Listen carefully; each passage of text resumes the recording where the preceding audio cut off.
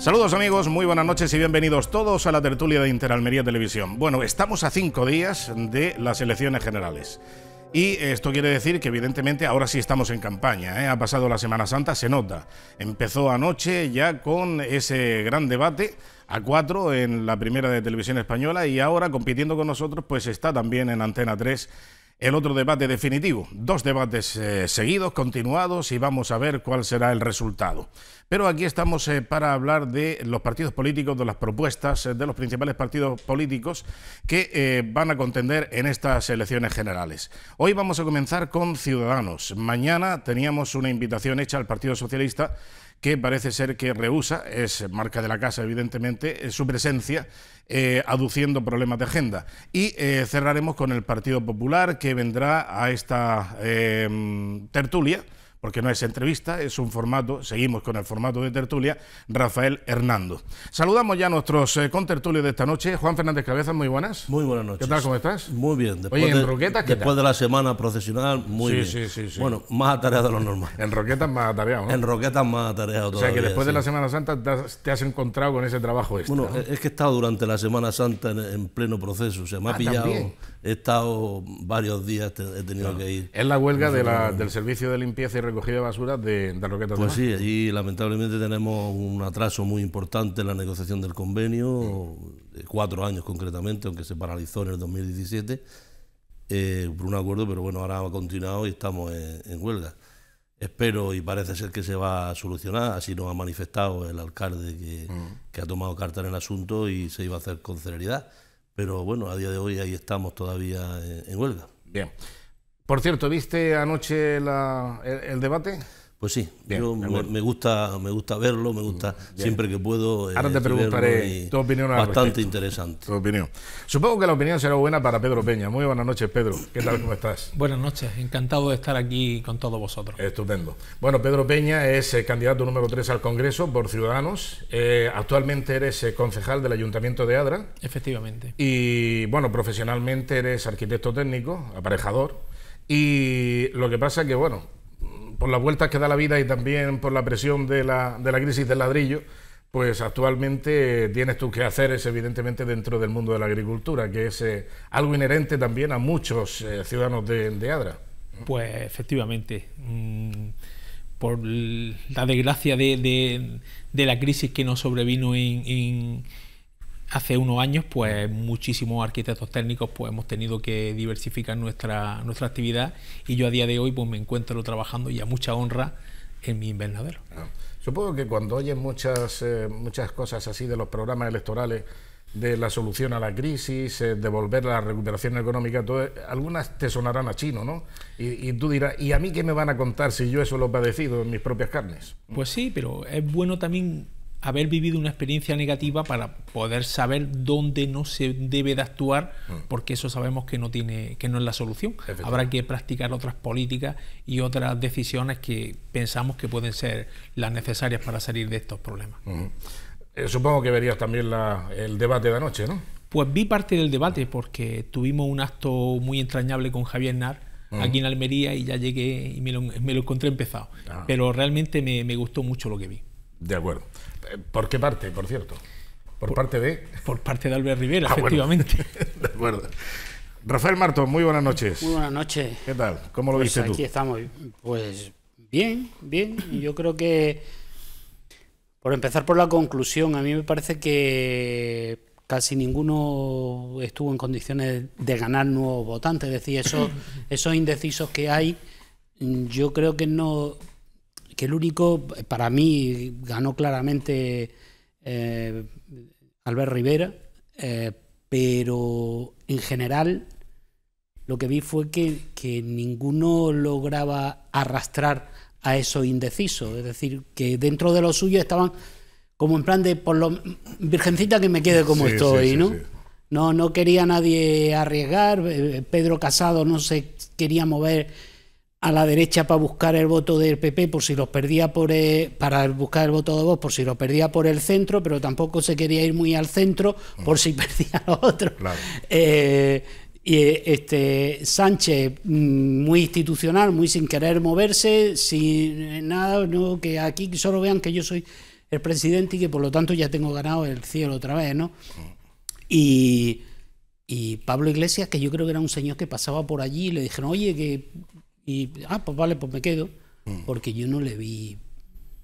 Hombre, lo más interesante que me pareció es el parecido que va cogiendo con Maduro, ¿no? Maduro con la Constitución bolivariana en la mano todo el día, y él ahora con la Constitución española igual en los programas de la tele, ¿no? Le falta reducirle un poco más de tamaño, sí, y ya son clavados.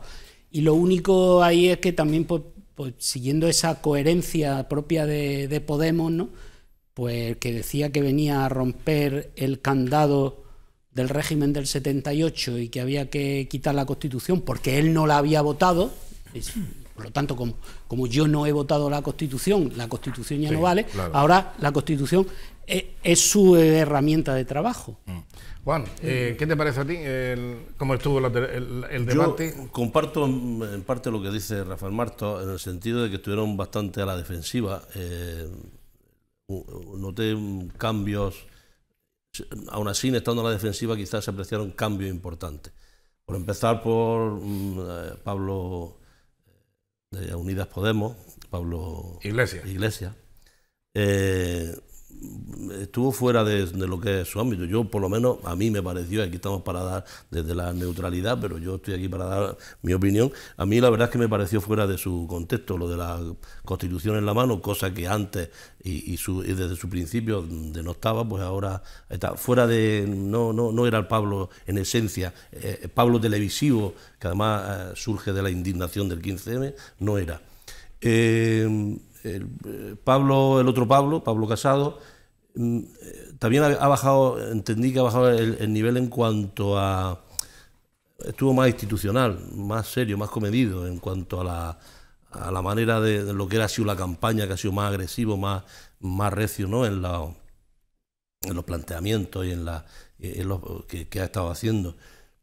Coincido plenamente con el de Pedro Sánchez, y es verdad que estuvo muy en plan presidente, ¿no? Es decir, todo lo que dicen ustedes son mentiras. En general no hubo propuestas de prácticamente casi nadie, y sin embargo sí estuvo para mí muy acertado Albert Rivera, porque estuvo bastante incisivo, lanzó propuestas, preguntas, estuvo muy dinámico, lanzó una dinámica bastante atractiva, yo creo que se desenvolvió muy bien en el ámbito que estaba, ¿no? Fue el que le dio más viveza al debate, independientemente de propuestas, porque el PP también lanzó bastantes propuestas. Sí, pero con un tono más sereno, más tranquilo. En campaña yo lo he visto como más fuerte, ¿no? Albert Rivera lo que dio ni mejor ni peor. Albert Rivera fue el que dio juego al debate, efectivamente, ¿no? Y para mí, de hecho, bueno, lo que he seguido en prensa y he oído a lo largo de la mañana en distintos medios de comunicación, o sea, digamos, tertulianos o creadores de opinión importantes, por goleada gana Albert Rivera, ¿no? Me gustó otra cosa, también hay que decirlo, no estuvieron tan agresivos. Vosotros sabéis que yo aquí lo he manifestado mucho, que soy muy partidario de las propuestas, ¿no? Hay que poner encima de la mesa propuestas y invitar a la gente a que vote con una democracia reflexiva, que vote desde el pensamiento. A mí no me vale lo del voto inútil o el voto útil, ¿no? Bajo mi opinión, ¿no? A la gente tiene que opinar y tiene que votar en conciencia, pensando en qué es mejor para la sociedad, qué interesa, cuál es el interés general y por tanto, cuál es su interés personal. Bien. A nivel local, a nivel provincial, todo eso. Entonces, ahí sí es verdad que se dejaron un poco la agresividad, fueron muy poco agresivos, a lo que nos tienen habituados, sí. Cosa que es de agradecer, y sí se lanzaron algunas propuestas. Pedro, ¿tú crees que esto da votos a Ciudadanos, el que todo el mundo coincida en que, bueno, casi todos, la inmensa mayoría dicen que quien ganó claramente fue Albert Rivera? Yo creo que sí, pero fundamentalmente no por lo que digan los analistas, sino por lo que los ciudadanos percibieron desde el televisor, y creo que muchísimos españoles vieron que Albert Rivera es la mejor persona, o sea, el candidato mejor preparado para sacar al país de los problemas que tiene. Y yo creo que eso es lo que realmente te aporta votos, no lo que luego aquí en una mesa los demás dictaminemos si estuvo mejor o estuvo peor.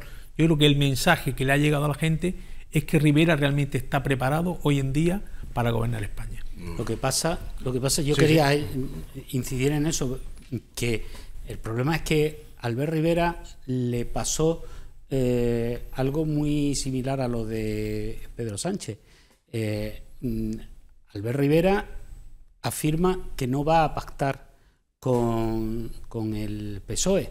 El problema es que como ya pactó con el PSOE cuando dijo que no lo iba a hacer, que ya pactó con el PP cuando dijo que no lo iba a hacer, pues claro, ahí aprovechó Pablo Iglesias para meter una cuña y preguntarle directamente a Pedro Sánchez si pactaría con Ciudadanos, y Pedro Sánchez no respondió. Claro. Me gustaría corregir una cosa de lo que acabas de decir. Ha expuesto que Ciudadanos dijo que no iba a pactar con el PSOE. Eso no fue así, en ningún caso. Ciudadanos se propuso pactar con el PSOE una vez que Rajoy rehusó el ofrecimiento del rey para que plantease un gobierno. Cuando Rajoy dijo que no, entonces cuando se puso a hablar con el PSOE para intentar sacar un gobierno y no fuésemos a una segunda elecciones. Sí, en pero ningún caso, ahora, en ningún por ejemplo, caso había dicho Rivera de que no pactaría con el PSOE. Sí, él de entrada en la campaña electoral dijo taxativamente que él no pactaría ni con el PSOE ni con el PP. Eso él lo dijo claro. Luego es verdad que matizó en el momento en el que nos encontramos, en la situación que había. Inútil, claro. O sea, ni con el PSOE ni con el PP, entonces ¿con quién? Claro. Con el Lucero del Alba. Claro, Que no te queda otra eso es opción. que quedaba un poco absurdo. Son cosas que se dicen. Esa negativa, claro. Y ahora, claro, habría que ver, que ahí es donde está también un poco la clave de los debates, y lo que a todos nos gustaría saber es que al margen de lo que de esa negativa que ahora mismo pone Albert Rivera, hay una realidad. ¿Y si los números para gobernar a PSOE le dan tanto con Ciudadanos como con Podemos y los demás? ¿Asumirá el riesgo Albert Rivera de que se vuelvan a convocar a lo mejor unas nuevas elecciones? Claro, o de que Pedro Sánchez se vea, entre comillas, obligado a pactar con Podemos, claro, y todo el mundo le señale, Albert, la culpa es tuya. Es que es muy sencillo, y perdona, es que hemos acostumbrado a un país a culpar siempre a Ciudadanos, que es un partido nuevo, un partido que quiere regenerar, que quiere cambiar las políticas que se están haciendo en España, que estamos viendo que han sido muy negativas y muy destructivas, y queremos siempre hacerle el culpable de cualquier posible escenario postelectoral. No es justo, no es justo. Lo que está claro es que Ciudadanos hemos determinado que un gobierno encabezado por Sánchez, que le da igual romper España y destrozarlo, pensamos que no es la persona más adecuada para que siga gobernándolo. Y es que eso realmente es uno de los mayores problemas que tiene este país, la rotura de nuestro país. Y por ese camino no podemos ir. Y nosotros tenemos que luchar contra los nacionalismos, los independentismos y con los partidos que lo apoyan, como son el PSOE de Sánchez. Yo creo que hay un matiz que me gustaría señalar. Yo creo que es importante. Yo creo que se vuelve esclavo de sus propios planteamientos ante un esfuerzo exterior. No sé si me voy a conseguir explicar. Es decir, quizás se vea comprometido a decir no pacto aquí o dejo de pactar allí por la presión exterior, porque se le está estigmatizando a Ciudadanos, se le está estigmatizando de ser un partido un poco veleta, pactar con unos, pactar con otros, tal, cosa que a mí personalmente, y yo creo que a gran parte de la sociedad, echamos de menos, porque además tenemos que tener en cuenta que lo que es el sistema de bipartidismo, yo creo que se ha roto y se ha roto por mucho tiempo, esperemos que por mucho tiempo, eso da otros tintes democráticos distintos y genera inercias distintas.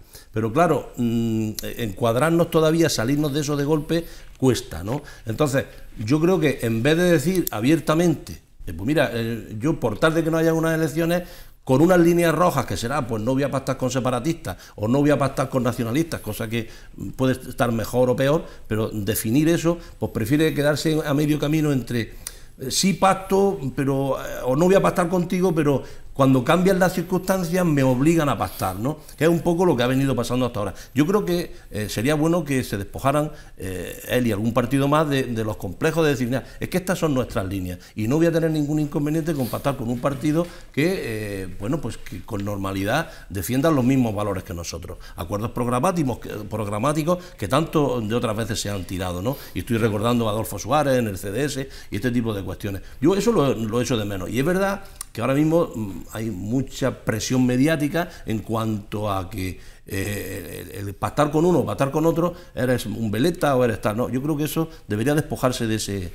Yo creo, ¿no? Yo creo ahí, es que a ver, veleta es en cuanto que, como decía antes de las elecciones, dice, no voy a pactar ni con este ni con este, y luego se crean una serie de condiciones en las que te ves obligado a pactar en un momento dado con uno que dijiste que de ninguna de las maneras, y luego pactas con otro por otras condiciones que de ninguna de las maneras, y además resulta que ahora le crean un cordón sanitario, pretende hacer un cordón sanitario contra el PSOE, pero ojo, resulta que en Andalucía hemos aguantado casi 4 años más de PSOE por el apoyo sostenido de Ciudadanos. Sostenido de ellos, claro.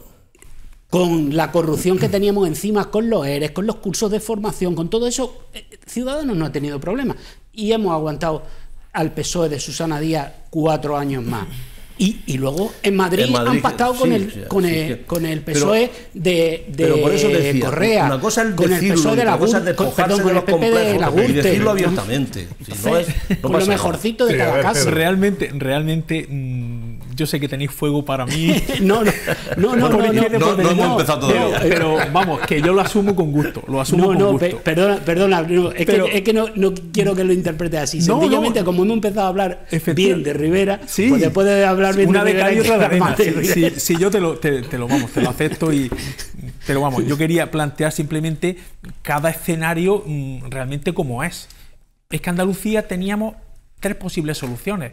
Cuando se dieron los números que se dieron, cuando nadie daba un duro por Ciudadanos, que nadie pensaba que iba a sacar ni un escaño, se sacaron 9 escaños en Andalucía. Que para una fuerza, la primera vez que sale de su ámbito donde estaba, que era Cataluña. Se había presentado 4 años antes y no había logrado nada. Sí. No.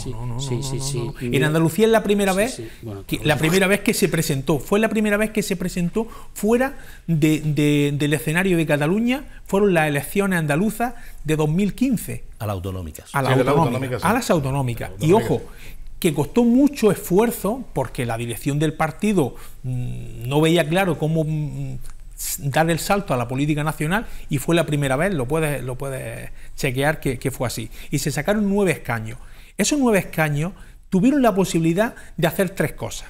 En primer lugar, forzar al PSOE a que echara a Griñán y echara a Chávez, que estaban afectados por temas de corrupción política, que se logró, o bien dejar que pactara con Podemos y hubiera llevado el gobierno de Andalucía mucho más a la izquierda, a una izquierda anárquica y loca, la de Kichi y Teresa Rodríguez, o bien ir a nuevas elecciones. Ese era el planteamiento que había sobre la mesa. Y dentro de las 3 opciones que había, optemos por la menos mala. Quedarnos en la oposición a cambio de políticas buenas para los andaluces. Y se han llevado a cabo hasta que ya no han dado más de sí y Susana Díaz ha convocado las nuevas elecciones. Pero dándote la razón,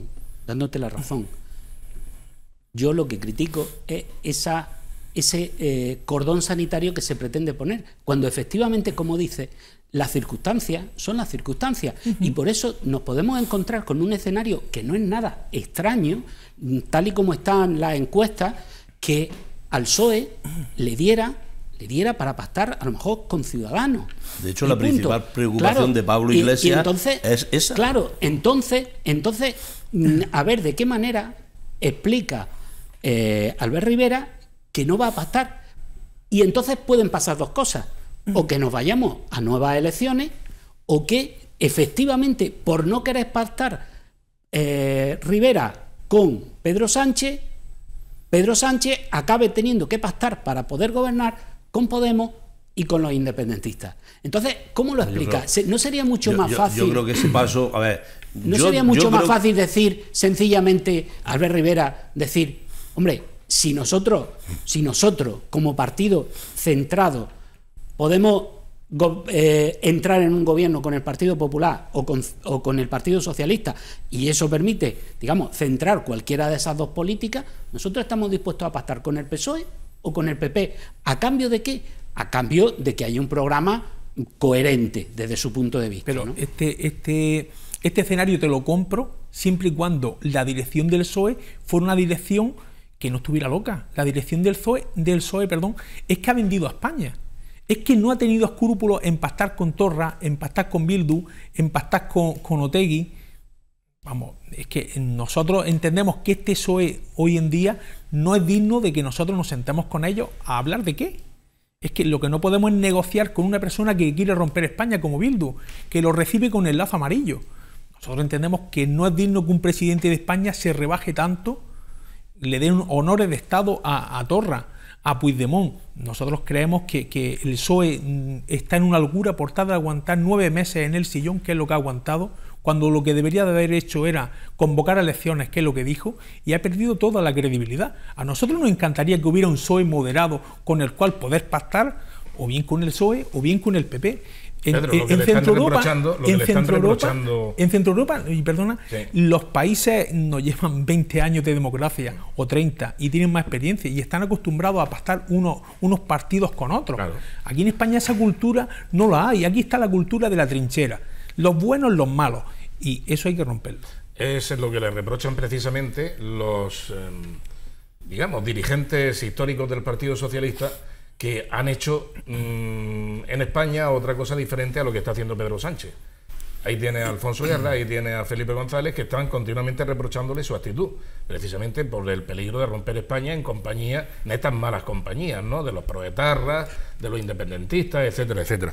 Yo, antes de entrar en materia más local y provincial, únicamente situar, a raíz de lo que hablábamos al principio de la tertulia, sobre el debate, la eficacia de los debates. Un debate a 4, evidentemente, no hay ni ganador ni perdedor. Hay alguien que puede fastidiarla, es complejo. Y alguien que puede estar más o menos brillante, pero decir perdedor, ganador, es difícil, porque todo entra en un juego, digamos, de marketing, y un juego de marketing político que cada día se alambica mucho más, ¿no? Desde la niña de Rajoy, ahora también al escuchar el silencio de Albert Rivera y tal, son cosas muy forzadas, son sobreactuaciones, están muy alambicados. Eso puede que a alguien le guste, a mí me disgusta, no me gusta la sobreactuación, me gusta más la naturalidad. Pero lo que no soporto es la falsedad. O sea, que venga Pablo Iglesias a aparentar lo que no es, eso es realmente lo más indignante. O sea, un Pablo Iglesias que es faltón, que es prepotente, que está por encima de todos, etcétera, etcétera, que venga con esa humildad de mosquita muerta. No era Pablo Iglesias, no era Pablo Iglesias, por eso he dicho que ahí entonces, no... una actuación de ese tipo fue realmente falsaria. Entonces, tú lo que vas es a demostrar quién eres, y cómo eres, y qué es lo que quieres. Y entonces Pablo Iglesias, por ejemplo, para mí, fue el que fracasó. Fracasó por intentar hacer ver a la ciudadanía todo lo contrario de lo que es él.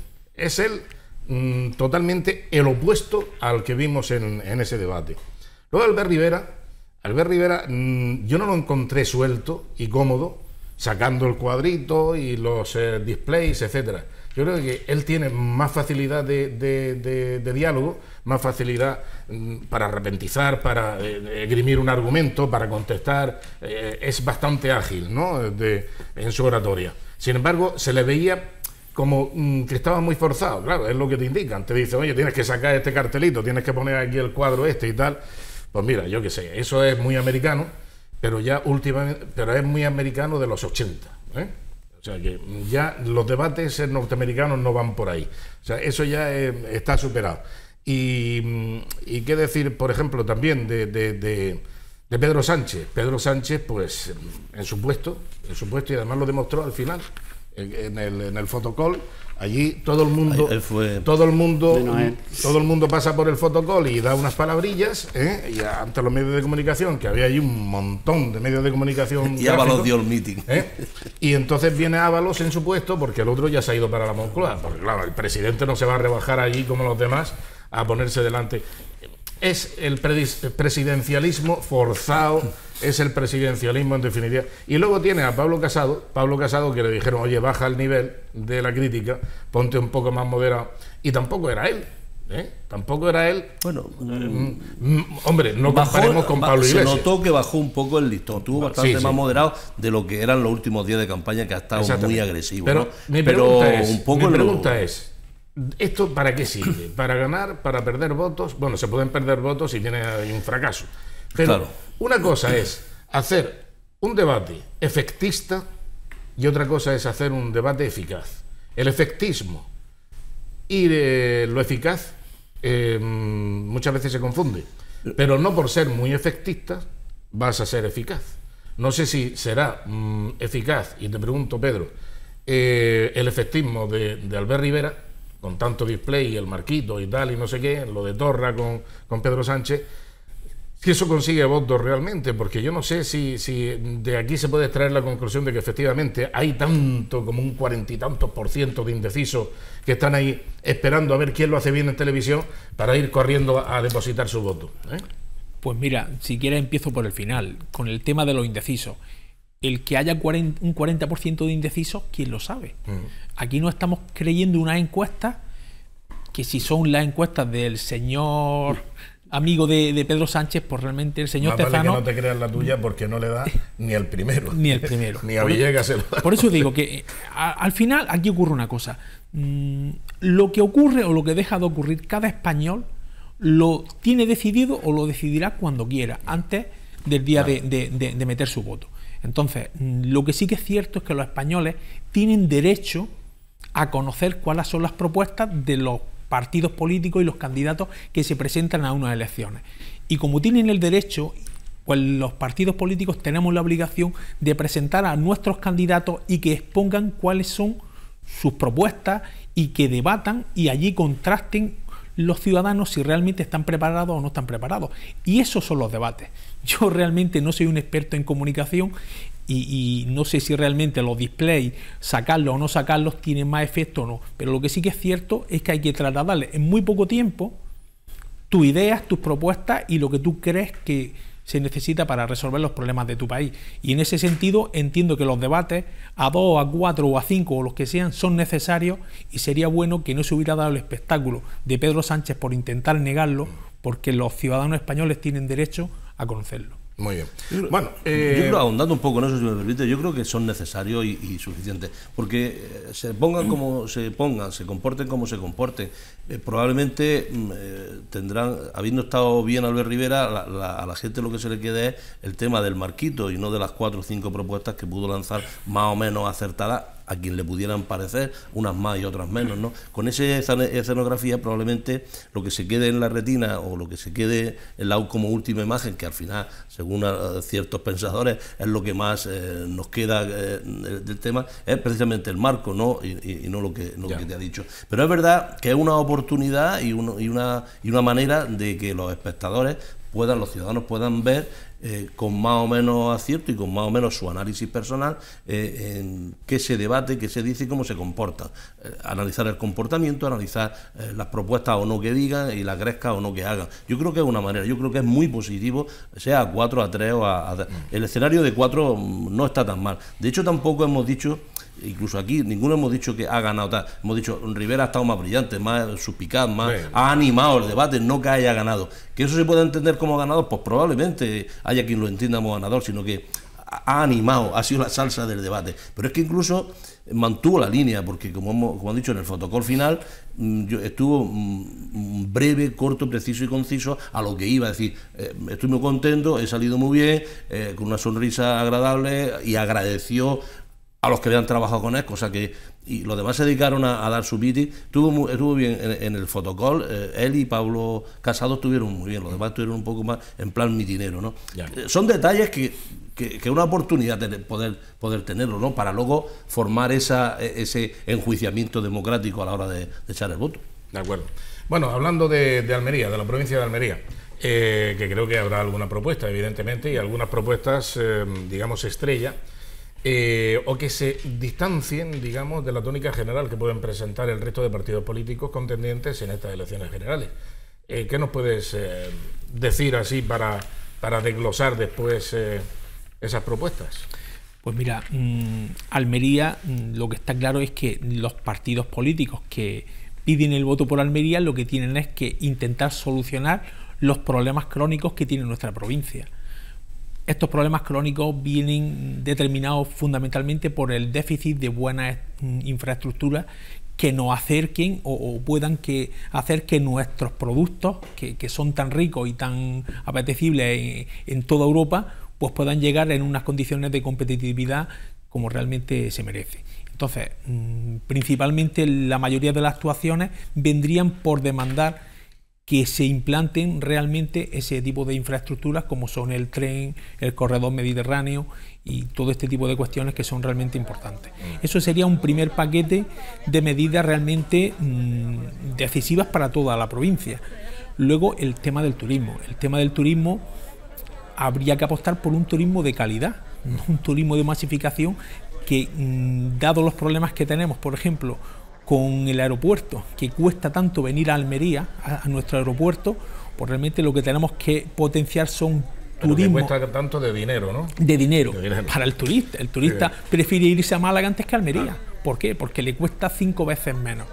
Entonces tendremos que actuar con medidas concretas sobre los viajes a Almería y luego el personal que venga a Almería tendremos que buscar un turista que pueda gastarse un dinero que realmente sea importante y además diversificar la oferta turística durante todo el año, que eso ofrezca un trabajo más duradero y no una excepcionalidad como tenemos. Cuando dijiste al principio de infraestructura, tren te refieres y corredor mediterráneo te refieres al AVE. Me refiero al AVE y me refiero a la estructura que tenemos que nos comunica con el resto del país, con Madrid y con el resto de Andalucía, que en fin, esto ya es del siglo XIX. Hace 4 años, hace 4 años Ciudadanos no estaba muy por la labor de proseguir con la infraestructura del AVE, que estaba todavía sin determinar. Vamos a ver. Estaba medio a cero, vamos. Estaba medio a cero, no, es que está todavía sin hacer. El tema es el siguiente. En el año 2003, el señor Rodrigo Rato, pues nos vendió que en el año 2005 íbamos a tener aquí el Euromed. Sí. Ya ha llovido algo, ya han pasado 14 años y no tenemos ni Euromed ni tenemos nada. Lo que está claro es que desde Ciudadanos tenemos que ser consecuentes y no podemos ir vendiendo en todos los sitios que nos sobra el dinero y cualquier actuación como un aeropuerto en mitad de un secanal. No, hay que hacer las cosas con cabeza. Lo que sí tenemos claro es que la estructura que generaría el corredor mediterráneo sería una estructura importante para la provincia de Almería, pero además a nivel nacional y europeo, con lo cual no es solo un dinero concreto para aquí, es una vía fundamental para el tráfico de nuestras hortalizas, del mármol de la comarca de la Almanzora y por ende todo el comercio que fluye desde Algeciras hasta el resto de Europa. Bueno, ahora continuáis vosotros, pero una duda, sí, para que no se me pase. ¿Crees realmente que a la agricultura le hace falta el tren? A la agricultura, vamos a ver. A la agricultura lo que le hace falta son varias cosas. Ya. La agricultura son varias cosas, principalmente el agua. El agua es un problema, claro, es un problema que tenemos ya detectado que realmente es un problema grave a medio y largo plazo y tenemos que apoyarnos en todas las posibilidades que hay. No podemos cerrarnos en hacer desaladoras y en otro tipo de cuestiones. Tenemos que hacer todo lo posible por tener agua. El plan hidrológico nacional que se derogó con la señora Narbona cuando llegó con el presidente Zapatero nos ha hecho mucho daño, porque las comarcas del Levante ya lo están viendo. Luego tenemos la posibilidad de la presa de Rules, que habrá que estudiar qué opciones tenemos y hasta qué cota se puede llegar. Y habrá que posibilitar todas las opciones, porque donde no nos sobran recursos, lo que tenemos que hacer es optimizarlos todos. Y luego, como decía, lo del viaje de las hortalizas en tren, pues habrá que verlo, porque realmente tenemos una gran flota de camiones en nuestra provincia, que eso también lo ven como un poco de desasosiego. Lo que está claro es que tenemos que poner las herramientas para que nuestros productos puedan llegar lo más lejos y lo más competitivos posible. Sí, Rafa. A ver, a mí me parece que recurrimos demasiadas veces a lugares comunes, ¿no? Ha hablado del tema del turismo, de los vuelos, de tal. La evolución que ha tenido el turismo en la provincia de Almería en los últimos años ha sido asombrosa. Es decir, yo creo que es que no tenemos que traer más turistas. O sea, y es más, y en avión menos. Voy a dar unos datos que he estado buscando porque los recordaba de la rueda de prensa. A ver, en la provincia se ha pasado de tener 7 vuelos semanales en 2011 a 120 vuelos semanales conectando con 17 países. Y el crecimiento del turismo nacional ha sido del 42%, el internacional de un 290%, y eso ha generado 15.000 empleos directos. Es decir, yo entiendo que muchas veces los candidatos hablan del turismo y hablan de que si es que teníamos que hacer... Bueno, si es que, por ejemplo, en el turismo se ha hecho, se está haciendo y se está haciendo muy bien. Quiero decir, si es que los datos lo avalan, ¿no? Entonces creo que hay que ir menos a los lugares comunes como ese, como quejarnos del turismo y de no sé qué, y hablar de otros temas que efectivamente siguen siendo un problema, como es el del tren. En ese caso también hay que dar un dato muy importante. Hoy mismo han salido los datos de analistas económicos de Andalucía. Se ha multiplicado por 4 la inversión pública en Andalucía, en infraestructura, y el 90% de esa inversión es por las horas del AVE en este primer trimestre del año. Es decir, se está haciendo licitaciones y se están haciendo adjudicaciones. Por lo tanto, lo que hay que buscar ahí es que no se pare. Luego, respecto al tema de la flota de camiones, si es que el problema no es solo ese, el problema que tenemos es que hay una cosa que se llama la huella de carbono, y que la Unión Europea cada vez nos pone más dificultades a la hora de mover productos cuyo transporte lleve aparejado, o cuya producción y transporte lleve aparejado, pues contaminar. Entonces, bueno, pues claro, cada vez vamos a tener más dificultades de mover tomate, pepino, o pimiento o mármol, si eso tiene que ser mediante camiones. Con lo cual... Claro, sí, bueno, es el eterno engaño, ¿no? Claro el engaño ecológico, o ecologista, mejor dicho.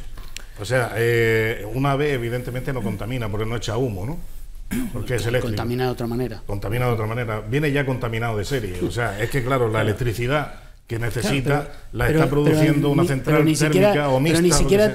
Pero es que no te hablo de... Y luego ponemos la huella de carbono exclusivamente en la autovía europea. Pero por eso te digo, son dos cosas distintas. Hay ciudades que están apestadas que son dos cosas distintas. Una, lo que nosotros podamos pensar, y otra, las exigencias que se pone la Unión Europea, que podrán ser acertadas unas veces y erróneas otras, pero que son las que te piden, ¿no? Sí, pero a ver si alguien alguna vez lo aclara. Oiga, mire usted, es que esto de energía limpia no. Como con los coches diésel, ¿no? Ayer cuando hablaba, por ejemplo, decía Pablo Casado, lo del tema de los impuestos del diésel a Pedro Sánchez, pues claro, decía, es que sube el 30 y tantos % de los impuestos.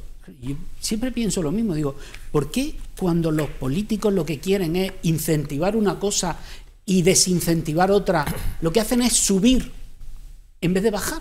Es decir, ¿por qué no cogen y bajan el precio de la gasolina? Y a eso que estás planteando, a eso último que plantea, yo pienso una cosa que es muy sencilla. Si tú quieres eliminar una forma de transporte, subvenciona, apoya a hacer una reconversión, más que prohibir que funcionen los coches diésel. ¿Por qué no se apoya una renovación, un plan renove? Sí, facilitar una alternativa. Facilitar una alternativa. Eso es tan sencillo como esto. No machaque o no funda a la persona que no tiene capacidad y hace 2 días se compró un coche diésel. Estamos tirando recursos. O sea, eso de tirar recursos lo sabe muy bien el PSOE. Y cuando cuesta mucho conseguirlo, realmente hay que apretarse el cinturón. Con respecto a los vuelos que decías que han subido mucho semanalmente, estoy de acuerdo, pero el problema es quién puede coger esos vuelos. O sea, si a un señor que le sobra el dinero y se lo puede permitir, genial, pero tenemos que hacer unos vuelos competitivos, que una persona normal y quiera ir, por ejemplo, a Madrid, pueda viajar a Madrid en avión, pero es que le cuesta ir a Madrid en avión como ir 5 veces a Londres. 730 euros antes de Semana Santa. Entonces, eso no es viable. Entonces, los datos tienen su parte de verdad. Sí, pero es que ahí hay también otro problema, y vosotros como liberales debéis saberlo. no debe haber subvenciones, y desde luego para los aviones está totalmente prohibido por la Unión Europea, salvo casos muy, muy excepcionales, por ejemplo la conexión con la isla, sí, con la conexión con... Bien, entonces aquí lo único que quería apuntar es que si el vuelo a Madrid es caro, es porque poca gente vuela a Madrid. Claro, eso también hay que verlo. ¿Qué hacemos? ¿Subvencionamos los billetes para que haya más gente que coja el vuelo a Madrid en vez de irse en coche o en vez de irse en tren? No. Es que si vienen tantos turistas... Viaja poca gente a Madrid porque es caro. Porque es caro. Esa es la pescadilla. Y al ser caro viaja poca gente. Es la pescadilla que se muerde la cola. Entonces, ¿cómo lo hacemos? ¿Subvencionamos para que vaya la gente? Una vez que ya se acostumbra, si la cultura quitamos de la subvención, suben los precios. La cultura de la subvención nunca es... La subvención es un parche. Lo que está claro es que si nosotros fomentamos paquetes, por ejemplo turísticos, que oferten el vuelo con otro tipo de cuestiones aquí en destino, pues realmente estaremos abaratando el vuelo, porque garantizaremos una plantilla o un medio viaje completo, lo cual hace que el resto de butacas del avión pues las podamos completar a un precio más asequible. La cuestión es que tenemos que tener una capacidad de ver el problema global, y tendremos que poner actuaciones que realmente revitalicen este tipo de situaciones. Y con lo que decía del turismo, es importante, por ejemplo, también revitalizar el turismo rural. El turismo rural es importante, sobre todo si hacemos actuaciones para fijar a la población allí.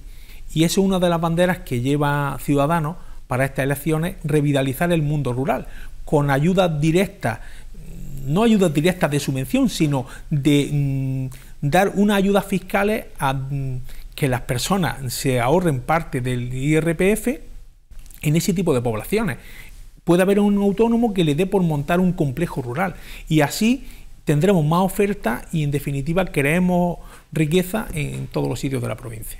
Muy bien, bueno, vamos a hacer un breve paréntesis para la publicidad. Enseguida volvemos y seguiremos escuchando las propuestas de Ciudadanos, y concretamente de Pedro Peña, candidato al Congreso por esta formación política. Hasta ahora.